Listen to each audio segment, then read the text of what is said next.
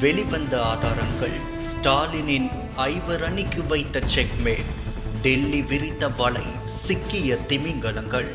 தமிழகத்தில் சட்டமன்ற தேர்தல் நெருங்கி வரும் வேளைகள் ஆளும் திமுக அரசுக்கு சட்ட ரீதியாகவும் அரசியல் ரீதியாகவும் மிகப்பெரிய நெருக்கடி உருவாக துவங்கியுள்ளது. திமுகவின் உண்மையான பலமாக திகழும் அதன் மாவட்ட செயலாளர்களும் செல்வாக்குமிக்க அமைச்சர்களுமான ஸ்டாலினின் தளபதிகள் ஒவ்வொருவராக ஊழலில் சிக்கி வருவது அறிவாலயத்தை அதிர வைத்துள்ளது.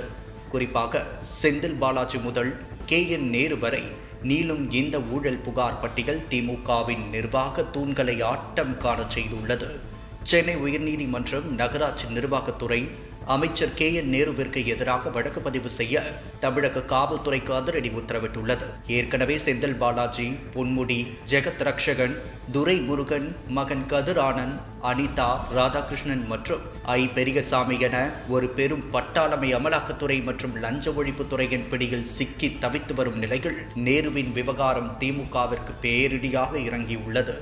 இவர்கள் ஒவ்வொருவரும் பெரும் அமைச்சர்கள் மட்டுமல்ல, அந்தந்த மண்டலங்களில் திமுகவின் தேர்தல் இயந்திரத்தை இயக்கும் அச்சாணிகளாவர். கொங்கு மண்டலத்தை செந்தில் பாலாஜியும், வட தமிழகத்தை பொன்முடியும், வேலூர் பகுதியை துரைமுருகன் குடும்பமும், டெல்டா பகுதியை நேருவும், தென் தமிழகத்தை அனிதா ராதாகிருஷ்ணனும் மற்றும் பெரியசாமியும் கட்டுப்படுத்தி வரும் நிலைகள் இவர்கள் அனைவரும் ஒரே நேரத்தில் சட்ட போராட்டங்களை எதிர்கொள்வது ஸ்டாலினுக்கு பெரும் தலைவலியாக மாறியுள்ளது.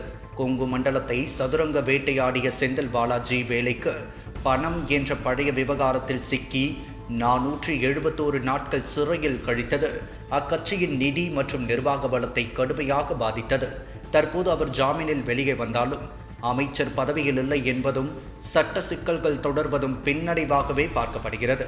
அதேபோல் விழுப்புரம் மண்டலத்தின் மூத்த முகமான பொன்முடி சொத்து குவிப்பு மற்றும் செம்மண் குவாரி விவகாரங்களில் சிக்கி தனது அமைச்சர் பதவியை பறிகொடுத்தார்.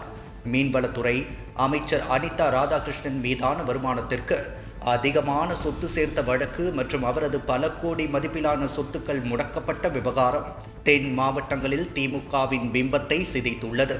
வேலூர் பகுதிகள் கதிர் ஆனந்த் மீதான மணல் குவாரி மற்றும் தேர்தல் பண விவகாரங்கள் ஏற்கனவே பெரும் அதிர்வலைகளை ஏற்படுத்தியிருந்தன. இந்த வரிசையில் திருச்சியின் முகமாகவும் கட்சியின் முதன்மை செயலாளராகவும் இருக்கும் KN நேரு தற்போது நகராட்சி நிர்வாகத்துறை ஊழல் புகாரில் சிக்கியிருப்பது குறிப்பிடத்தக்கது.